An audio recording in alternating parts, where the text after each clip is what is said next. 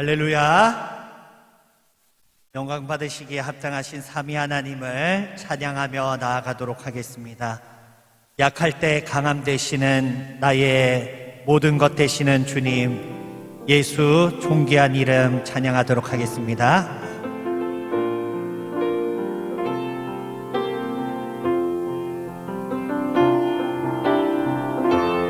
약할 때 강함 되시네 나의 보배가 되신 주 나의 모든 것. 주 안에 있는 보물을 나는 포기할 수 없네. 주 나의 모든 것. 약할 때 강함 되시네. 약할 때 강함 되시네. 나의 보배가 되신 주 나의 모든 것. 주 나 있는 보물을 나는 포기할 수 없네. 주 나의 모든 것. 예수 어린 양 존귀한 이름. 예수 어린 양 존귀한 이름. 십자가 죄사하셨네. 십자가 죄사하셨네. 주님의 이름 찬양해. 주 나의 모든 것. 쓰러진 나를 세우고 나의 빈잔을 채우네. 주 나의 모든 것. 예수 어린 양. 예수 어린 양 존귀한 이름. 예수 어린 양 존귀한 이름. 예수 어린 양. 예수 어린 양 존귀한 이름. 예수 어린 양 존귀한 이름.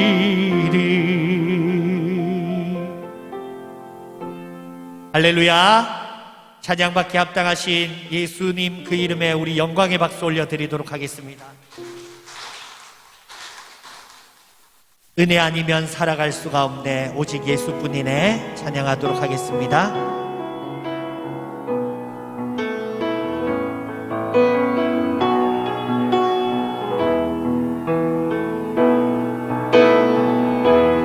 은혜 아니면 살아갈 수가 없네.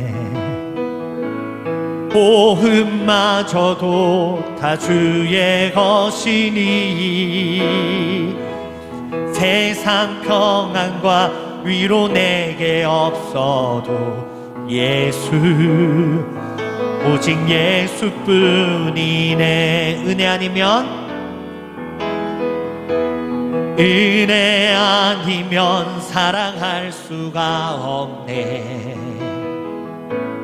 보험마저도 다 주의 것이니 세상 평안과 위로 내게 없어도 예수 오직 예수뿐이네.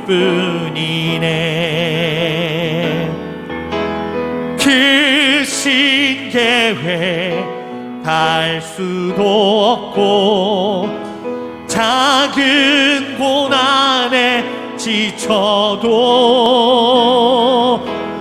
주께 묻기 나의 모든 삶. 버티고 견디게 하시네. 은혜 아니면 살아갈 수가 없네. 보험마저도 다 주기니 참된 평안과 위로 내게 주신 주 예수, 오직 예수뿐이네. 처음부터 다시 불러보겠습니다. 은혜 아니면 살아갈 수가 없네. 오흠마저도 다 주의 것이니 세상 평안과 위로 내게 줬어도 예수, 오직 예수뿐이네. 크신 계획, 크신 계획 다 볼 수도 없고 작은 고난에 지쳐도 주께 묶인 나의 모든 삶 버티고 견디게 하시네. 크신 계획, 크신 계획 다 볼 수도 없고 작은 고난에 지쳐도 주께 묶인 나의 모든 삶 버티고 견디게 하시네. 은혜 아니면 살아갈 수가 없네. 나의 모든 것 다 주께 맡기니 참된 평안과 위로 내게 주신 주 예수, 오직 예수뿐이네. 참된 평안과 위로 내게 주신 주 예수, 오직 예수뿐이네.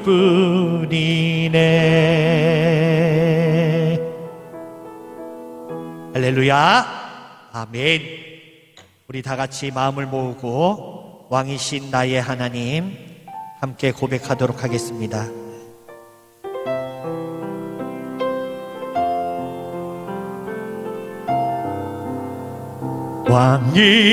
왕이신 나의 하나님,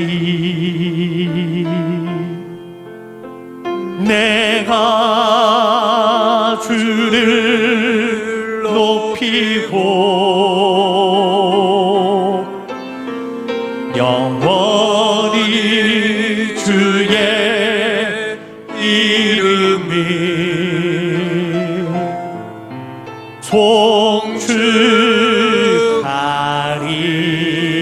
송축하리이다. 왕이신 나의 하나님, 왕이신 나의 하나님, 내가 주를 높이고 영원히 주의 이름이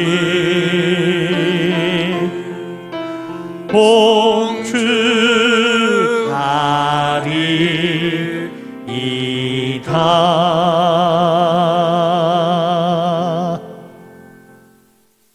마음을 모아서 어느 반주에 맞추어 기도하심으로 11시 예배 하나님께 올려드립니다. 주님, 그것의 마음으로 조정하시옵소서.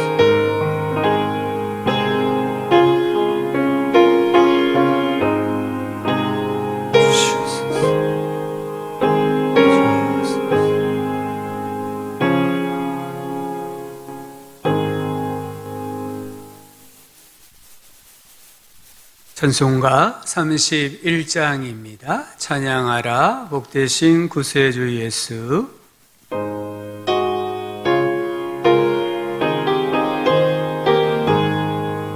찬양하라 복되신 구세주 예수, 백성들아 사랑을 전하세. 경배하라 하늘의 천군과 천사, 주님 앞에 영광을 돌리세. 목자같이 우리를 지키시고 종일 품에 늘 안아주시니, 찬양하라 높으신 권세를 찬양, 찬양 찬양 영원히 드리세. 찬양하라 복되신 구세주 예수, 우리 대신 죽임을 당했네. 구주 예수 영원한 구원의 소망, 경배하며 병소리 절하세. 찬양하라 우리 죄 지신 예수, 그의 사랑 한없이 크셔라. 찬양하라 높으신 권세를 찬양, 찬양 찬양 영원히 드리세. 찬양하라 복되신 구세주 예수, 천사들아 즐겁게 찬양해. 구주 예수 영원히 다스리시니, 멸류관을 주 앞에 드리세.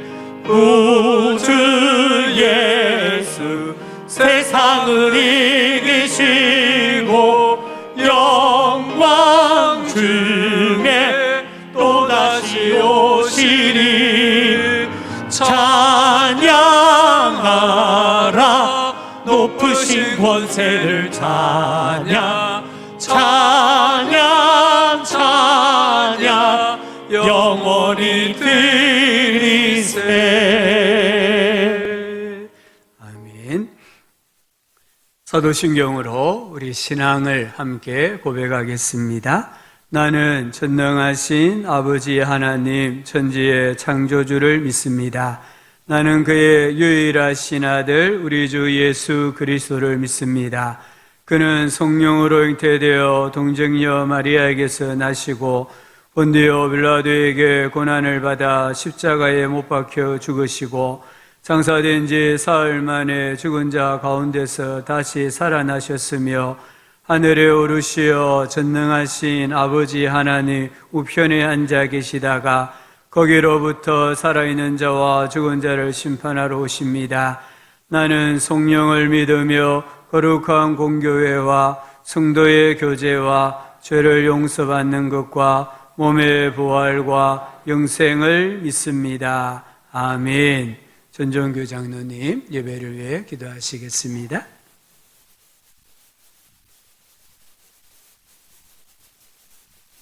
영원한 우리의 소망이 되시며 생명이 되시는 하나님 아버지, 지난 한 주간도 세상의 어려움과 모든 고난과 환난 중에서도 우리를 지켜주시고 보호하여 주시며 눈동자같이 사랑하여 주신 우리 아버지 하나님의 은혜를 이 시간도 감사와 찬송을 드립니다.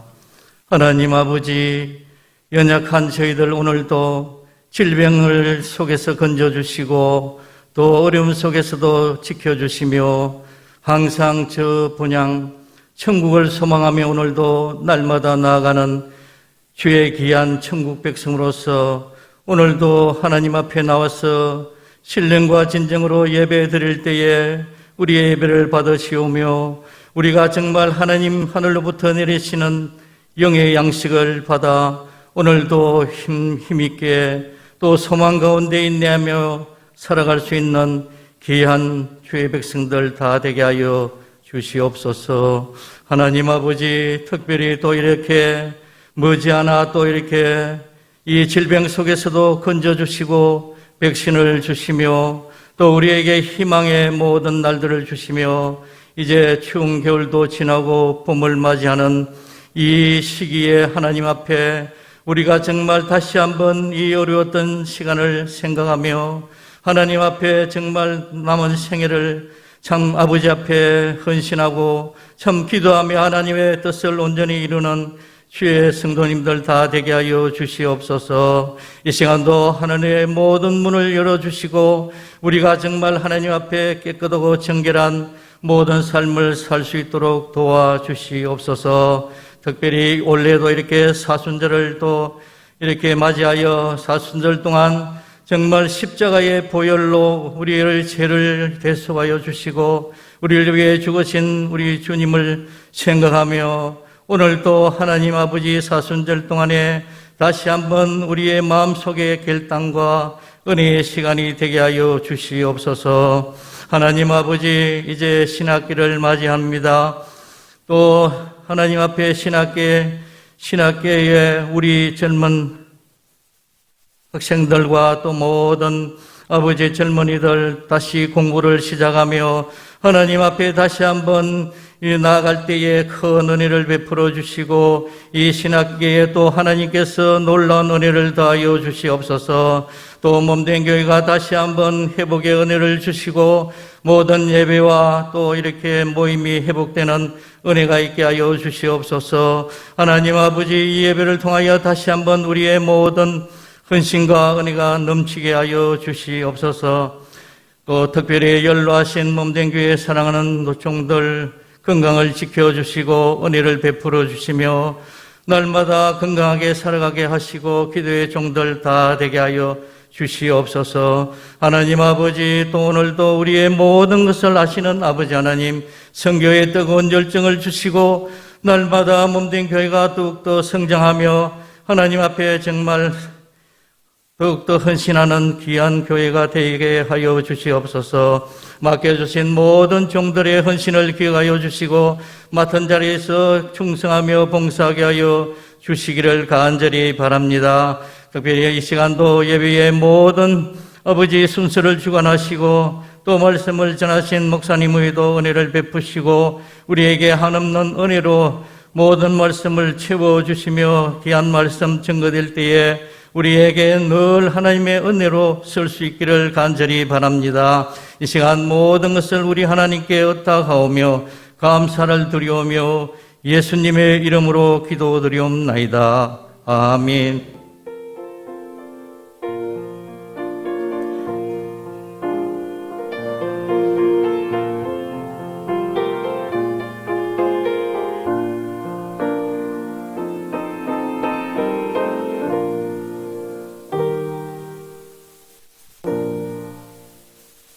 오늘 우리에게 주시는 하나님의 말씀은 마태복음 5장 3절부터 6절까지입니다. 마태복음 5장 3절부터 6절까지 말씀을 함께 읽도록 하겠습니다. 심령이 가난한 자는 복이 있나니 천국이 그들의 것임이요 애통하는 자는 복이 있나니 그들이 위로를 받을 것임이요 온유한 자는 복이 있나니 그들이 땅을 기업으로 받을 것임이요 의에 줄이고 목마른 자는 복이 있나니 그들이 배부를 것임이요. 아멘. 한 주 동안 또 주님 안에서 평안하셨습니까? 역사적인 백신 접종이 시작되어서 우리 국민들에게 하나님께서 큰 소망을 주시는 줄 알고 감사를 드립니다. 올해 우리 교회 표어가 예수님만 바라보자입니다. 히브리서 3장 1절은 형제들아 우리가 믿는 도리의 사도이시며 대제사장이신 예수를 깊이 생각하라 했습니다. 또한 12장 2절은 믿음의 주요 또 온전하게 하시는 이인 예수를 바라보자라고 했습니다. 그런데 예수님의 얼굴이 그려진 초상화나 또는 덧칠을 한 대생 이런 작품들이 없습니다. 예수님의 활동에 관한 그림 그 어느 것 하나도 존재하지 않습니다. 예수님을 알 수 있는 박물관은 없습니다. 그런데 어떻게 예수님을 바라보고 예수님을 깊이 생각할 수 있겠습니까? 그래서 동방교회, 우리가 흔히 알고 있는 정교회, 이 동방교회는 벽화나 모자이크, 목판 이런 곳에 예수님의 얼굴상과 성인상을 그려 넣었습니다. 이 이코는 창세기 18장을 묘사하는 것입니다. 아브라함을 찾아왔던 세 천사, 천사라기보다는 삼위 하나님을 나타내죠. 이 삼위 하나님이 아브라함이 음식을 공개하는 동안에 식탁에 둘러앉아서 지금 자세히 보면은 고민하는 모습입니다. 소돔과 고모라 멸망에 대해서 아브라함에게 알려줘야 되는지 숨겨야 되는지 고민하고 있는 이 말씀을 이렇게 이콘 형식으로 묘사하여서 사람들을 가르쳤습니다. 특별히 동방교회는 하나님께서 사람의 모양을 입어 실제 사람으로 나타나셨기 때문에 하나님을 그림으로 나타낼 수 있다 이렇게 생각을 했습니다. 또 당시에는 많은 분들이 문맹이었습니다. 글자를 몰랐습니다. 그래서 성경에 있는 내용들을 그림으로 그려서 신앙교육, 특별히 교리교육하는데 사용을 했습니다. 하지만 우리 종교개혁가들은 교회 안에 일체의 이콘이나 성상이나 성화 이런 것들을 걸지를 못하게 했습니다. 그래서 우리 강당에 보면은 십자가가 없습니다. 교역교회는 이 강대상에 십자가를 걸지 않습니다.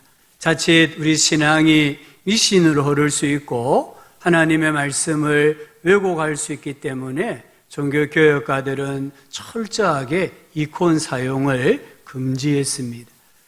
그럼 우리는 어떻게 예수님을 바라보고 예수님을 생각할 수 있겠습니까? 하나님께서 우리에게 성경을 주셨습니다. 우리는 이 성경 말씀을 통해서 예수님을 생각하고 배울 수 있습니다. 특별히 신약의 사복음서는 네 제자가 각각 그린 예수님의 초상화와 같습니다.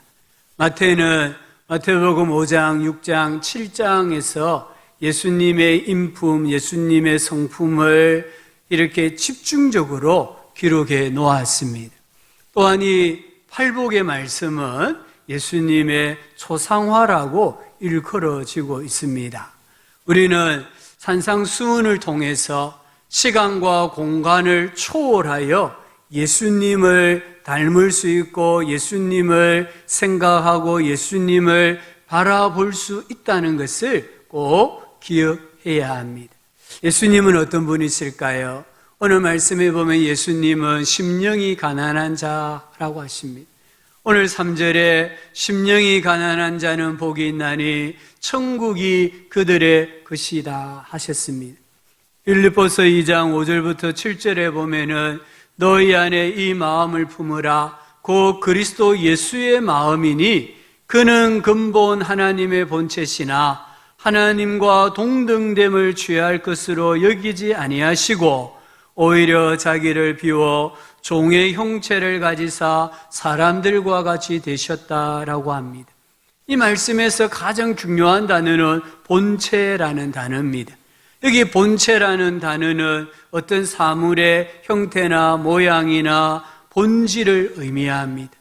우리 예수님께서 하나님의 본체라는 것은 예수님은 하나님과 동일한 영광과 권세와 능력을 가지고 계시는 분이다, 이런 뜻입니다. 하지만 우리 예수님은 성품이나 본질에 있어서 하나님과 동일하시지만 그 하나님과의 동등됨을 고집하지 아니하셨다라고 합니다. 메시지 성경으로 이 구절을 읽어보면 그리스도 예수께서 자기 자신을 생각하셨던 방식으로 여러분도 자기 자신을 생각하십시오. 그분은 하나님과 동등한 지위셨으나 스스로를 높이지 않으셨고 그 지위의 이익을 고집하지도 않으셨습니다. 조금도 고집하지 않으셨습니다. 이렇게 말씀합니다. 당신이 가진 모든 것에 대하여 고집하지 아니하시는 이 예수님의 마음을 본받으라라고 하십니다. 우리 예수님께서 힘이 없어서 그렇게 하셨을까요? 요한복음 18장을 읽어보면 예수님이 체포당하시는 장면이 나옵니다. 그 중에 가룟 유다와 로마 군병들이 예수님에게 나옵니다. 그때 예수님께서 묻습니다. 너희는 누구를 찾느냐? 그러니까 이 로마 군병들이 말하기를 나사렛 예수라. 예수님은 내가 그니라 이렇게 하셨습니다. 나사렛 예수를 찾는 데 했을 때에 내가 나다 이렇게 말씀하셨다는 거예요. 요한복음 18장 6절을 보면은 예수께서 그들에게 내가 그니라 하실 때에 그들이 물러가서 땅에 엎드러지는지라. 우리 예수님 아무런 행동을 취하지 아니하셨습니다. 단지 예수를 찾는다고 했을 때에 내가 예수다 이 한 말씀 하셨는데 로마 군병들이 뒤로 나잡아졌다는 거예요. 이 내가 그니라 이 말씀을 들었을 때에 이 군병들이 뒤로 자빠지고 땅에 처박혔다 이런 의미입니다. 우리 예수님은 말씀에 권세가 있는 분이세요. 우리 예수님은 하늘의 군대에 명령하실 수 있는 권세가 있습니다. 그러나 예수님은 항상 성부 하나님을 높이고 성부 하나님을 의지합니다. 우리 예수님은 하나님의 구원 사역을 위해서는 철저하게 자기의 권한이나 권세를 내려놓습니다. 하나님의 뜻에 순종합니다. 십자가에서 죽기까지 순종하십니다. 예수님은 마음이 가난한 자입니다. 예수님을 신앙하는 우리도 심령이 가난한 자입니다. 우리가 하나님 앞에서 말씀 앞에서 자신이 가진 힘, 하나님께서 내게 선물로 주신 모든 힘을 빼야 합니다. 이 힘을 잘 뺄 때에 우리가 마음이 가난한 자로 살아갈 수 있습니다. 우리 인간은 우주를 정복할 수 있습니다. 우리는 우주 여행을 할 수도 있습니다. 입고 먹고 사는 것에 대해서 옛날의 어르신들처럼 염려하지 않아도 되는 세상입니다. 그럼에도 불구하고 우리는 하나님 앞에 더욱더 낮아져야 합니다. 겸손해야 합니다. 하나님을 의지해야 합니다. 찬송가에 이런 찬송이 있습니다. 생명 있을 동안에 예수 의지합니다. 천국 올라가도록 의지할 것뿐일세. 세월 지나가도록 의지할 것뿐일세. 무슨 일을 당해도 예수 의지합니다. 이게 세월 지나갈수록 의지할 것뿐일세. 우리 마음에 꼭 기억하셔야 됩니다. 세월이 지나가면 지나갈수록 이 땅에 죄가 창궐할 것입니다. 동시에 이 땅은 천국을 잊어버릴 만큼 유토피아적인 세상이 될 것입니다. 그럴 때일수록 어떻게 해야 된다고요? 예수님, 하나님 의지해야 된다고 노래하고 있습니다. 사무엘상 2장 6절부터 10절을 읽어보면 여호와는 죽이기도 하시고 살리기도 하시며 여호와는 가난하게도 하시고 부하게도 하시며 낮추기도 하시고 높이기도 하시는도다. 여호와를 대적하는 자는 산산이 깨어질 것이라. 오늘 우리가 이 과학 문명의 발달로 너무나 편리하고 편안하고 좋은 세상에 살고 있지만 이런 것들이 오히려 하나님을 대적하는 것이라고 한다면, 우리의 마음을 교만하게 만드는 것이라고 한다면 하나님께서 산산이 깨어 부술 것이다라고 말씀하고 있습니다. 이렇게 살면은 시대 정신과 세상 정신과 정반대이기 때문에 세상에서 뒤처지고 낙오자가 되고 실패자가 되지 않을까 염려할 수 있습니다. 고린도후서 12장을 읽어보면 바울이 천국을 경험을 합니다. 바울은 천국을 본 사람입니다. 그런데 혹시 신령한 세계를 보았기 때문에 바울이 교만할까봐, 자기를 높일까봐 하나님께서 육체에 가시, 병을 주었다라고 고백을 합니다. 이 병이 얼마나 아팠으면 바울이 하나님께 치유해 달라고 여러 번 기도했다고 합니다. 그런데 하나님의 응답이 무엇입니까? 내 은혜가 내게 족하다.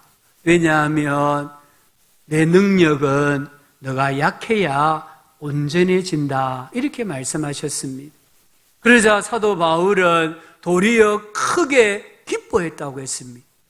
자기가 병을 가지고 있는 것을 기뻐했습니다. 자기가 병을 가지고 있는 것을 자랑했다고 했습니다.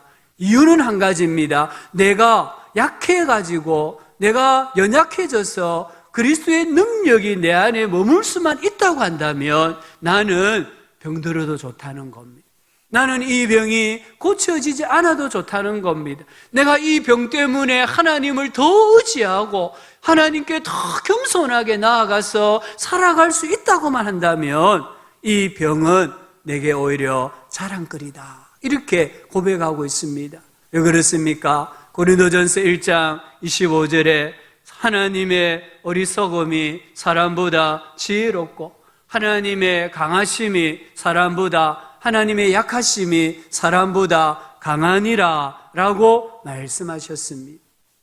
우리가 하나님 앞에서 정말 연약한 존재로, 겸손한 존재로 살아가면 결코 세상에서 낙오자가 되지 않습니다. 실패자가 되지 않습니다. 왜냐하면 내 안에 하나님의 능력이 강하게 역사하기 때문입니다. 우리가 하나님의 능력을 경험하지 못하는 이유가 어디에 있습니까? 우리가 너무 강하기 때문입니다. 우리가 너무 가진 것이 많기 때문입니다. 컵을 비워야 샘물이 담기는데 이 컵의 물을 비우지 않으니까 하나님의 능력이 내 안에 들어오실 수 없는 것입니다. 정말 마음이 가난하여서 어떤 경우에라도 하나님을 의지하고 겸손하게 행하면 내게 능력 주시는 자 안에서 내가 모든 것을 할 수 있다는 바울의 고백이 오늘 우리의 고백이 되는 줄 믿습니다. 내가 약할 때 주님의 강함이 나타난다는 이 말씀을 꼭 기억하시고 세월 지나갈수록 예수님 더욱 의지하고요. 무슨 일을 당해도 예수님 더욱 의지함으로 우리의 인생이 천국이 되기를 주의 이름으로 축복합니다. 두 번째, 예수님은 애통하시는 분이셨습니다. 오늘 4절에 애통하는 자는 복이 있나니 그들이 위로를 받을 것이다 하셨습니다. 여기 애통하다 이 말은 심히 근심하며 고통스럽게 슬퍼하다 이 말입니다. 이 슬픔은 사랑하는 가족이 죽었을 때에 통곡하는 것을 의미합니다. 히브리서 5장 7절은 그는 육체에 계실 때에 자기를 죽음에서 능히 구원하실 이에게 심한 통곡과 눈물로 간구와 소원을 올렸고 그의 경건하심으로 말미암아 들으심을 얻었다라고 합니다. 우리 예수님께서 사역하실 때에요, 심한 통곡과 눈물로 기도하며 사역하셨습니다. 우리 예수님은 하나님이십니다. 우리 예수님은 절대 권세와 능력을 가지고 계시는 분이십니다. 그런데 우리 예수님은 눈물이 참 많은 분이셨습니다. 가난한 자를 대할 때 우셨고요.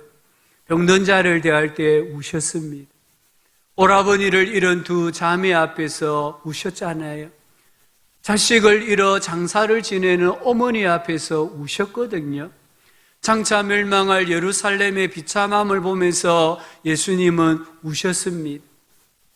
길 잃은 양들처럼 죄악 가운데 방황하는 군중들을 바라보면서 우리 예수님은 하염없이 우셨던 분이셨습니다. 오늘 우리는 무엇으로 말미암아 애통해하고 있습니까? 우리 성도님들 눈에 눈물이 있습니까? 우리는 지금 무엇으로 말미암아 애통해야 합니까? 먼저는 우리 자기 자신의 죄로 말미암아 애통해야 합니다. 나는 죄가 없는데요. 나는 무결한데요. 아닙니다. 잠언 16장 2절은 사람의 행위가 자기 보기에는 모두 깨끗하여도 여호와는 심령을 마음을 감찰하신다고 하셨습니다. 우리가 거울을 통해 자기를 보면은 자기밖에 보이지 않기 때문에 내가 어렵다고 생각할 수 있습니다. 나는 죄가 없다고 생각할 수 있습니다. 그러면 그 사람은 영원히 교만한 자가 되고 맙니다. 그러나 창문을 통해서 자기를 바라보면은 자기는 희미하게 보입니다. 도리어 창문 밖에 있는 많은 사람들이 보입니다. 그 사람들을 보면서 내가 죄인이구나 그걸 깨닫게 되고 하나님 앞에 애통하며 회개하며 살아가게 됩니다. 바리새인과 세리가 성전에 기도하러 갔잖아요. 이 바리새인은 하나님께 기도하면서 자기 자신에 대해서 기도합니다. 다른 사람을 정죄하면서 기도합니다. 이 사람은 거울을 보는 사람입니다. 하나님 앞에서 자기의 의로움만 쭉 나열하고는 내려왔습니다. 그러나 세리는 하나님 앞에 섰을 때에 가슴을 치면서 하나님, 제가 죄인입니다 라고 고백했습니다. 이 사람은 창문을 통해 자기를 보는 것입니다. 세리가 죄인입니까? 아닙니다. 세상적인 관점에서 보면 세리는 죄인이 아닙니다. 세리는 그 시대의 직업 중에 하나인 세무공무원을 택했을 뿐입니다. 자기 직업에 충실했기 때문에 그는 부자가 된 것 뿐입니다. 그러나 하나님 앞에 섰을 때에 자기가 죄인이라는 것이에요. 그래서 자기 죄에 대하여서 가슴을 치고 하나님, 저는 죄인입니다. 이렇게 고백하고 내려오는 것을 볼 수 있습니다. 우리 성도들이 하나님 앞에 우는 것을 부끄럽게 창피하게 생각하시면 안 됩니다. 우리가 애통해야 할 때에 상처받은 영혼이 치유가 됩니다. 우리가 애통할 때에 우리 영혼이 정화됩니다. 애통할 때에 우리 마음은 부드러워집니다. 부드러워져야 그곳에 열매가 맺고 많은 축복이 있다는 것을 기억해야 됩니다. 두 번째는 다른 사람의 죄와 허물에 대해서 애통해야 됩니다. 세대의 정신, 이 마귀의 정신은 다른 사람의 죄와 허물을 보면 고발하는 것입니다. 정죄하는 것입니다.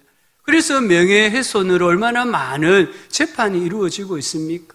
얼마나 많은 신자들이 세상 법정에 고소하고 고발하고 재판을 하고 있습니까? 이것은 시대 정신입니다. 시대 정신을 따라가면 그렇게 해야 됩니다. 그러나 우리 예수님은 다른 사람의 죄와 허물을 보았을 때 대신 울어야 한다, 애통해야 한다라고 말씀하십니다.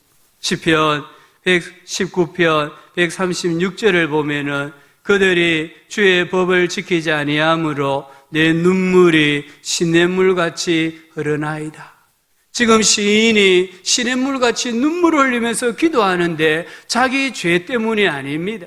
다른 사람의 죄입니다. 하나님 말씀대로 살지 아니하는 다른 사람의 그 죄 때문에 시냇물같이 눈물을 흘리면서 하나님 앞에 애통해하고 있는 것을 봅니다. 과거나 현재나 우리 교회나 이 사회가 안고 있는 문제는 똑같습니다. 그때나 지금이나 어려움이 있고 시험이 있고 환난이 있고 고난이 있습니다. 하지만 그때보다 지금의 사람들의 마음이 더 완고합니다. 더 강팍합니다. 그 이유가 무엇일까요? 눈물이 없기 때문입니다. 오늘 교회 안에 눈물이 메말랐습니다. 우리 믿음의 선배들, 우리 앞선 세대들은 많이 울었습니다. 자기 죄를 놓고 통곡했습니다. 교회 오면은 자녀들을 위해서 울고, 환자들을 위해서 울고, 나라와 민족과 이 백성의 우상 숭배의 죄를 놓고 울고, 교회를 위해서 많이 울었던 분들이셨습니다. 그분들은 우리보다 못 살았습니다. 우리보다 배우지 못했습니다. 그분들의 환경은 우리보다 열악했습니다. 그러나 우리 믿음의 선배들은 우리에게 잊지 아니하는 눈물이 있었습니다. 그래서 그 눈물로 하나님을 섬기고 교회를 섬겼습니다. 똑같은 문제지만 그 문제를 처리함에 있어서 눈물로 하나님 앞에 기도하고 눈물로 하나님 앞에 중보하였던 우리 믿음의 선배들을 우리는 꼭 기억을 해야 합니다. 하나님께서 애통하는 자에게 위로해 주신다라고 말씀하셨습니다. 여기 위로하다 이 말의 원뜻은 가까이 부르다 이런 말입니다. 내가 애통할 때에 누군가를 내 곁으로 부르는 거란 말이에요. 그분이 누굽니까? 성령 하나님이십니다. 내가 내 자신의 죄를 놓고 애통할 때에 성령님을 내게 부르는 것입니다. 내가 자녀를 위해 애통할 때에 이 자녀들의 인생에 성령님을 초대하는 거예요. 그래서 성령님이 우리 자녀들의 영을 어루만져 주시는 겁니다. 우리가 환자들을 위하여 애통하며 기도할 때에 성령님이 그 환자에게 찾아가셔서 치유의 역사가 일어나는 것입니다. 교회를 위해, 나라와 민족과 이 백성을 위해 기도할 때에 성령님이 교회에 찾아오시고 이 나라와 민족과 백성 가운데 임재하시는 역사가 일어나게 됩니다. 우리는 눈물의 영성을 회복해야 됩니다. 하나님 앞에 눈물을 달라라고 기도해야 합니다. 우리가 정말 눈물 흘리는 신앙인이 될 때에 우리는 살아날 수 있습니다. 그리고 내 안에 성령의 역사, 말씀의 역사가 불일듯 일어나게 되어 있습니다. 세 번째, 우리 예수님은 마음이 온유하신 분이셨습니다. 오늘 5절에 보면 온유한 자는 복이 있나니 그들이 땅을 기업으로 받을 것이다 하셨습니다. 마태복음 11장 29절은 나는 마음이 온유하고 겸손하다 하셨습니다. 온유하다는 게 무슨 말입니까? 온유하다는 것은 길들여지다 이 말입니다. 하나님께 길들여진 사람, 그래서 하나님께서 마음대로 사용하실 수 있는, 하나님이 아무 부담 없이 사용하실 수 있는 사람이 온유한 사람입니다. 온유라는 것은요, 단순히 부드럽고 유순한 그런 게 아닙니다.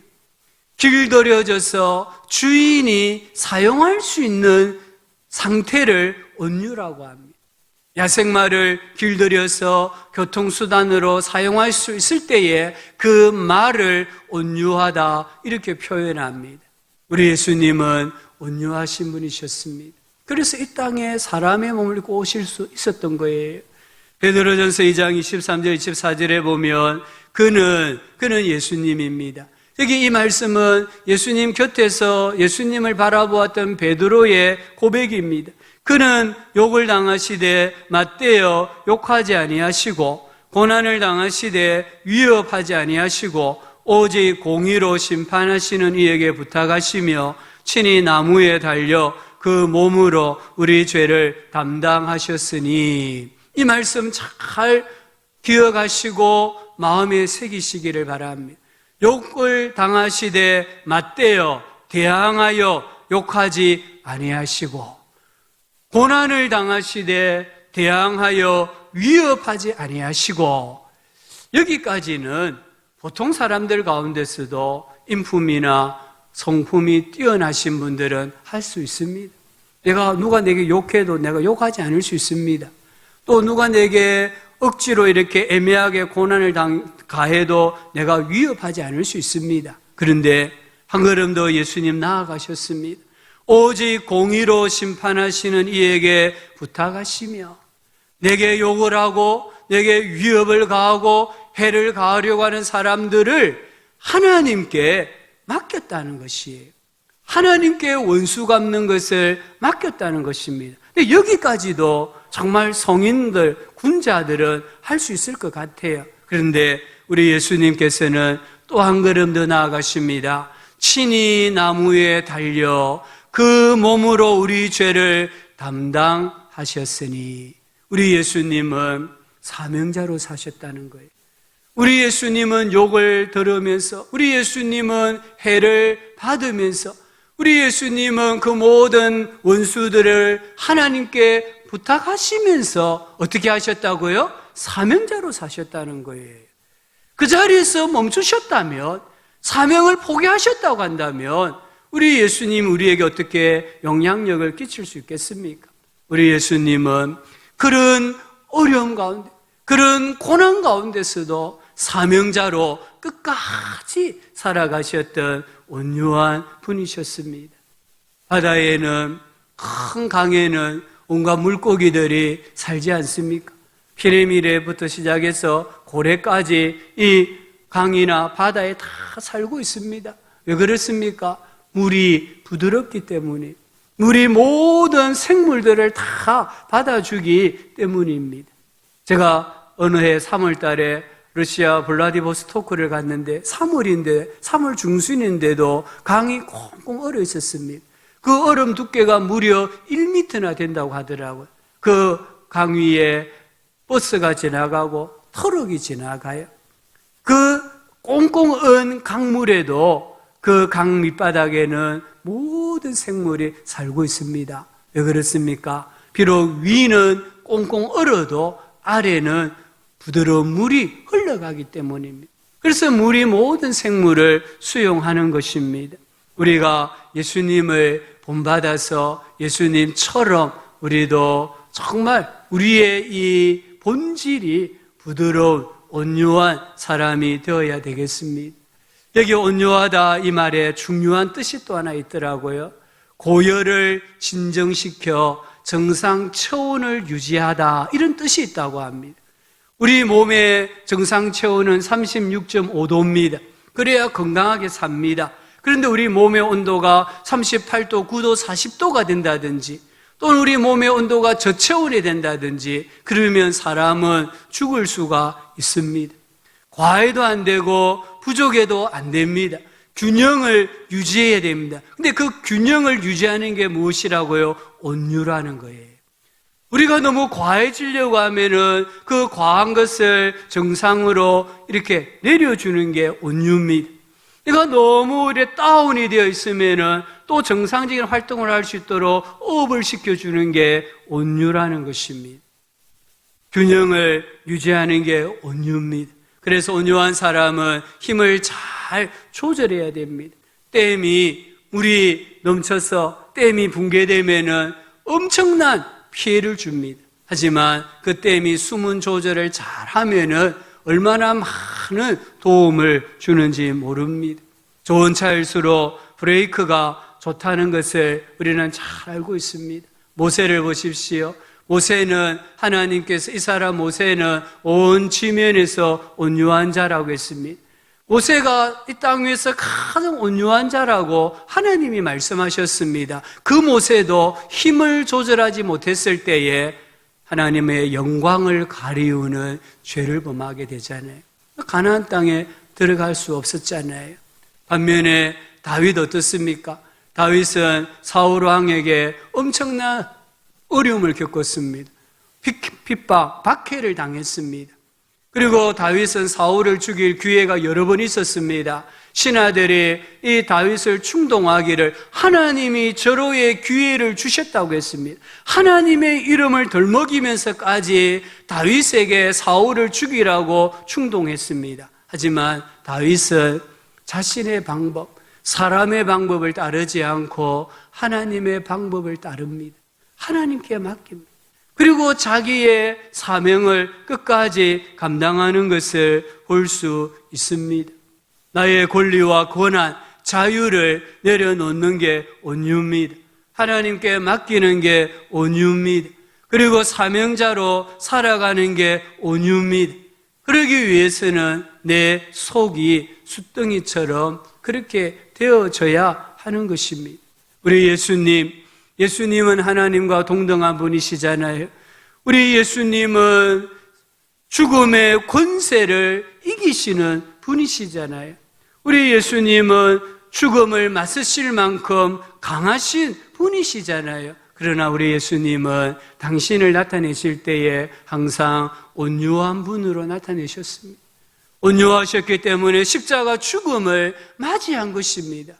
그 예수님께 하늘에 있는 자들과 땅에 있는 자들과 땅 아래에 있는 자들이 무릎을 꿇었습니다. 그 예수 그리스도를 주라고 입으로 시인했습니다. 이게 뭘 뜻합니까? 땅을 기업으로 받는 걸 말합니다.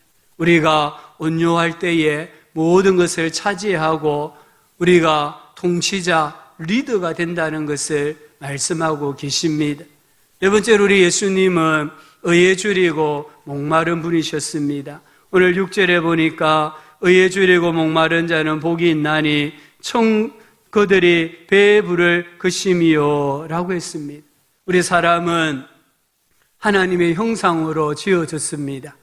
우리 사람에게는 영혼을 사모하는 마음을 주셨습니다.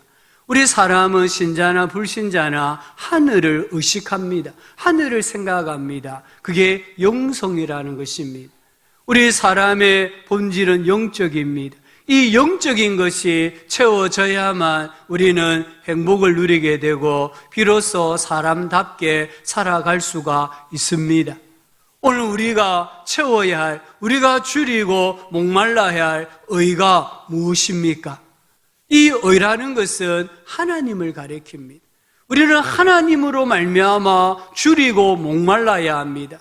하늘에 계신 우리 아버지여, 아버지의 이름이 거룩히 여김을 받으시오며 나의 삶을 통해 우리 가족들의 삶을 통해서 우리 교회를 통해서 하나님 아버지의 이름이 합당하게 여김을 받으시도록 애쓰는 삶이 의에 줄이고 목마른 삶이에요.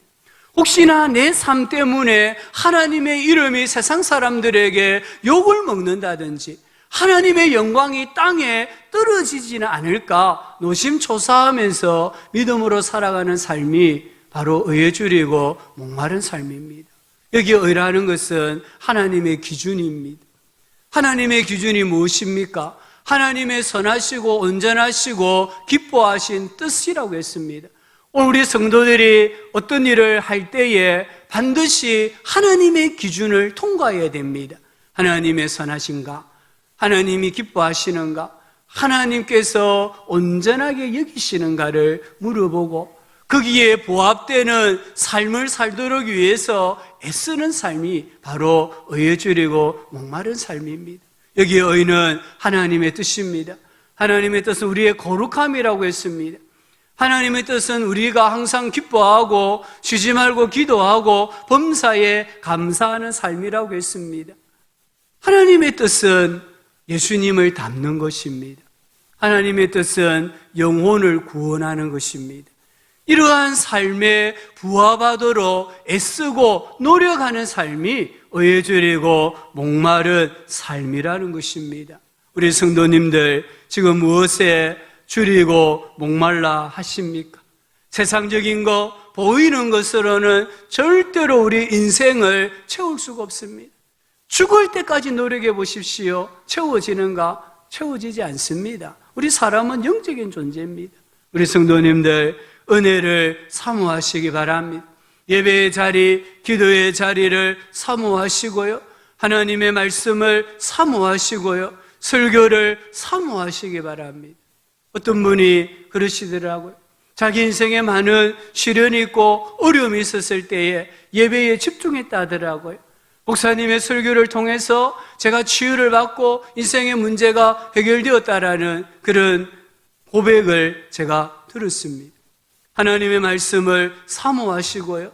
하나님의 영광에 대해 목말라 하시기 바랍니다.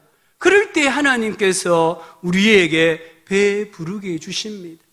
마태복음 6장 33절에 그런즉 너희는 먼저 그의 나라와 그의 의를 구하라. 그리하면 이 모든 것을 너희에게 더하여 주시리라. 뭘 말합니까? 배부르게 해주시겠다, 이 말씀입니다.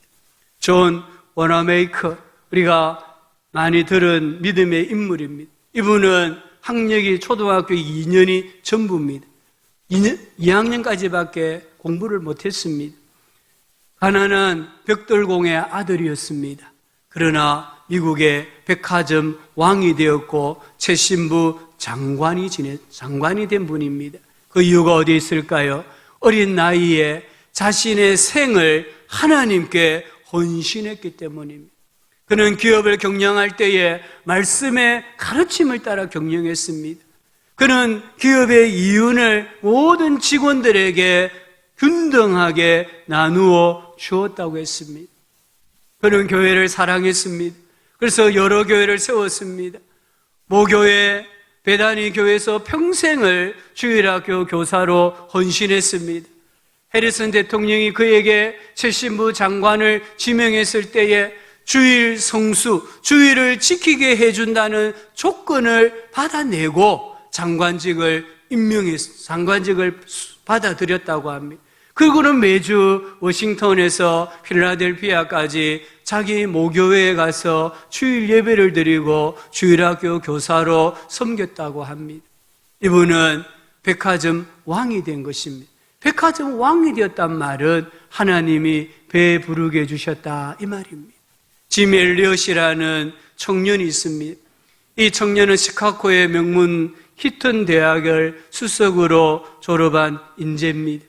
그는 졸업하자 4명의 친구와 함께 남미 에콰도르 아마존의 선교사로 지원을 했습니다. 1956년 1월 8일 4명의 친구들과 함께 가장 선교가 안 되는, 선교사가 들어갈 수 없다고 하는 아우카 부족이 사는 곳으로 그들은 들어갔습니다.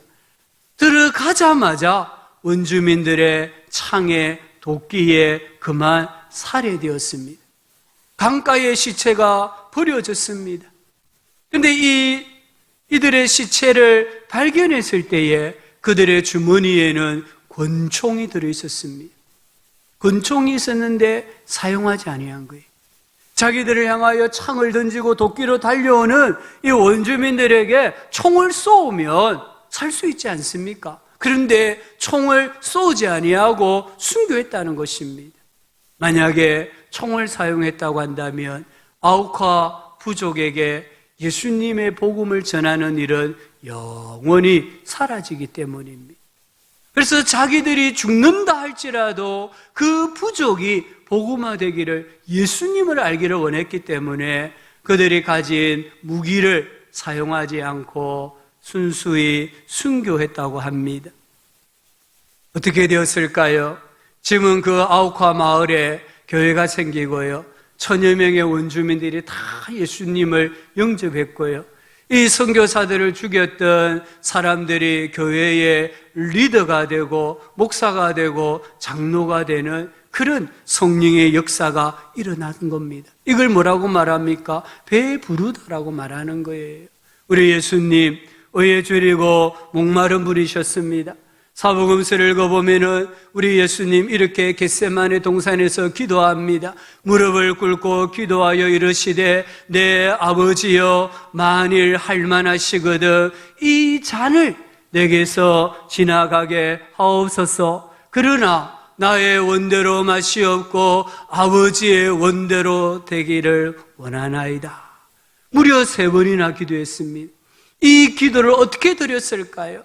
누가복음 22장 44절을 보면은 예수께서 힘쓰고 애써 더욱 간절히 기도하시니 땀이 땅에 떨어지는 핏방울같이 되더라.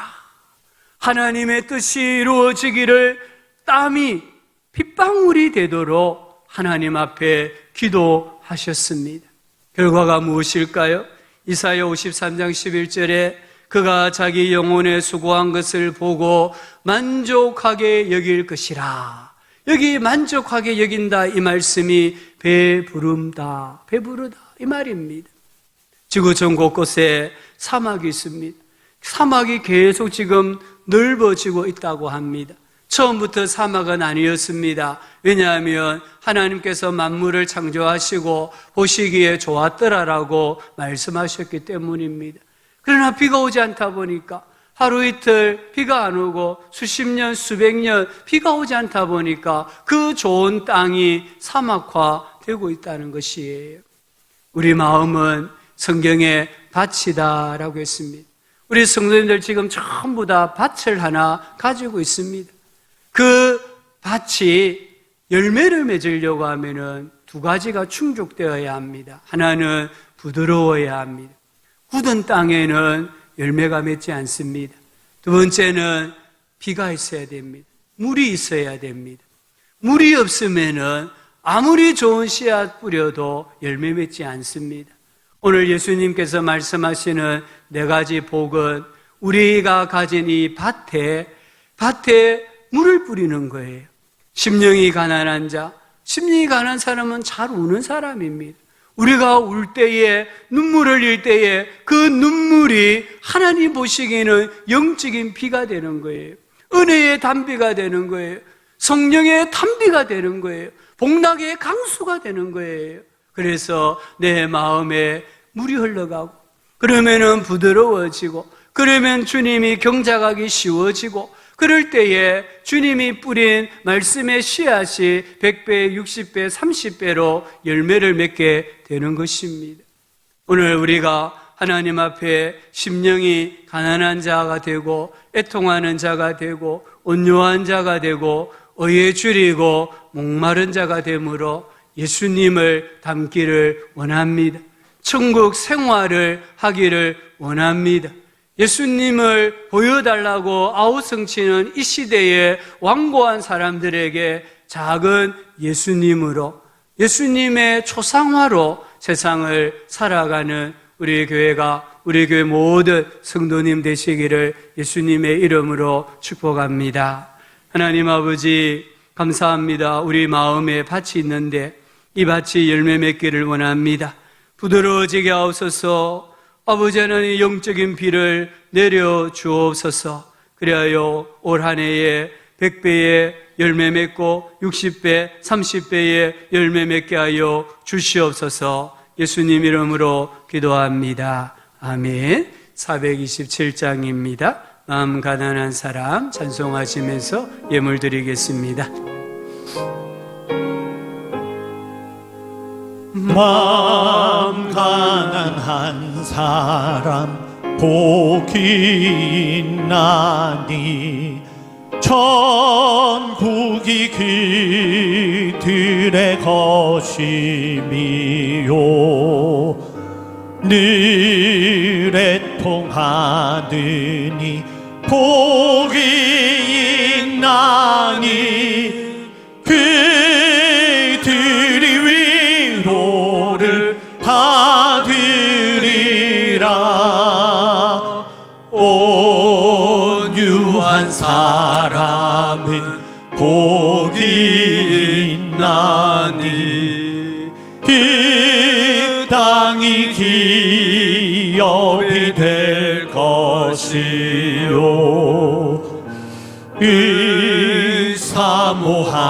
사모하느니 복이 있나니 그들이 베풀을 것이로다. 긍휼히 여기면 복이 있나니 긍휼히 여김을 받으리라. 마음 정결한 사람 복이 있나니 그들이 하나님 볼 것이라. 화평케 하느니 복이 있나니 그들이 하나님 아들이요 핍박을 받느니 받느니 복이 있나니 그들의 것임이라. 주 위에 욕보면 복이 있나니 하늘의 큰 상을 받으리라. 성부와 성자와 성령께 영광을 돌리세. 할렐루야.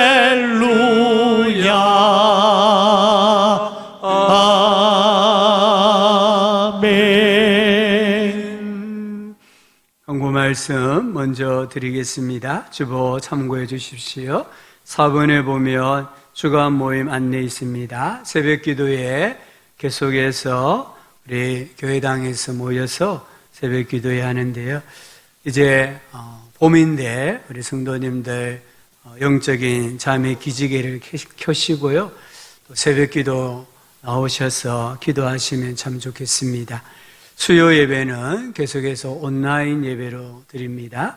우리 교회 유튜브에 예배 영상이 올라가는데요. 꼭 그 영상을 시청해 주시기 바랍니다. 금요 기도회 이제 3월 달부터 금요 기도회를 시작하고자 합니다. 사회적 거리두기에 맞추어서 우리가 기도회를 계속 쉬지 않고 하려고 하는데요. 이번 주 금요일 오후 9시죠. 첫 번째 올해 들어서 금요 기도회인데 또 우리 성도님들께서 기도하는 일에 힘을 써 주시면 감사하겠습니다. 헌물 무명으로 오늘 떡을 섬기는 분이 계시네요. 감사하고요. 예배 후 나가시면서 한 점씩 받아가십시오. 우리 정혜숙 집사님 가정에서 양말, 새 양말 800컬레를 교회 기증하셨습니다. 여자 양말이고요. 저희들이 5장씩 묶음을 해놓았는데 필요하신 분은 가져가시고요. 또 이웃에게 나누기를 원한다든지 전도용으로 사용하기를 원하시는 분들은 필요한 양만큼 가지고 가셔도 되겠습니다. 기도 제목 1번부터 7번까지 기억해 주시고요. 우리 차량 운행을 2부, 3부 예배에 맞춰서 정상적으로 운행을 합니다. 귀가 차량까지도 운행한다고 합니다. 교우 소식에 보면 문철주 은퇴 집사님께서 지난 수요일이죠. 6월 14일 밤 늦게 소천하셨고 어제 발인암으로 모든 장례를 마쳤습니다. 또 우리 유가족들을 위로해 주시기 바랍니다. 다른 광고들 주보 참고해 주십시오. 기도하겠습니다. 하나님 아버지 감사합니다. 오늘도 주님 앞에 믿음으로 나와 예배하게 하여 주시고 또 믿음으로 하나님 앞에 귀한 예물을 드리게 해주신 것을 감사합니다. 이 예물을 하나님 기쁘게 받아주시고 즐거이 드린 성도들의 손길에 은혜와 복을 내려주시기를 원합니다. 우리 모든 성도님들의 가정에, 직장에, 일터에, 사업에 크신 은혜와 복을 내려주시기를 원합니다. 또 아버지, 이제 3월을 맞이합니다. 우리가 하나님 앞에 더 가까이 나아가게 하여 주시고 의의 태양이 되시는 예수님께로 가까이 나아가서 우리의 삶이 복되게 해 주시기를 간절히 바라옵고 원합니다. 이름 없이 교회를 섬기고 사랑하는 모든 성도들 위에도 크신 은혜를 베풀어 주옵소서. 감사합니다. 예수님 이름으로 기도합니다. 아멘.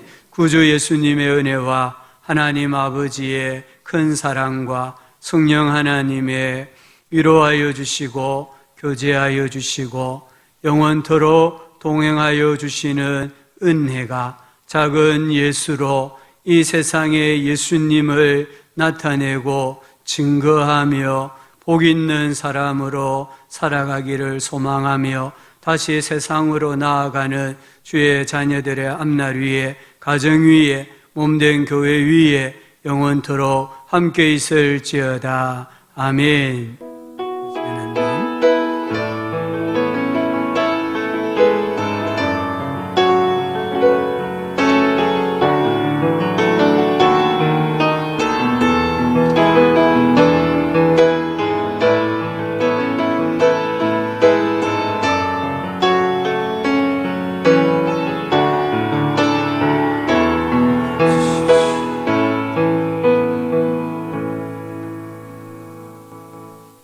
배송 성전을 떠나가기 전 1절입니다. 우리 서로 찬송하고 또 인사하도록 하겠습니다. 성전을 떠나가기 전 머리를 숙일 때 주께서 함께 계시고